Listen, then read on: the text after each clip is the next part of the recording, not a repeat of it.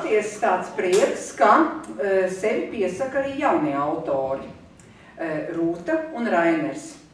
Nu, jāteic tā, mēs viņos redzam tādus dokumentālā žanra aizsācējus, jo es teikšu, bērnu darbos, pusauģu darbos ir ļoti spēcīga dokumentācija.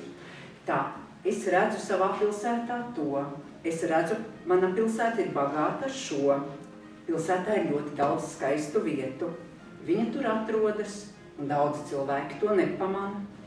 Un tātad, bet to nevar uzrakstīt bērni, piedodiet, pusauģi, kuri to nepamana, kuri vienkārši iet garām, nu tā, it kā tās būtu parastas lietas, jā, visiem ierastas, un tad man ir patiesas prieks, ka caur šo dokumentālo žanru, ko jūs esat sākuši, ka šeit ir arī jūsu patiesās jūtas, un Silga?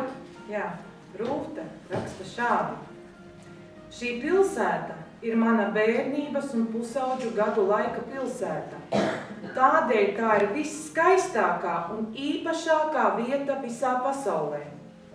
Savai pilsētai jubilejā vēlu, lai tā turpina plaukt un attīstīties, un cilvēki pamanītu, ka Pļaviņās tiešām ir daudz skaistu vietu un saprastu, ka skaistākas pilsētas par Pļaviņām vairs nav.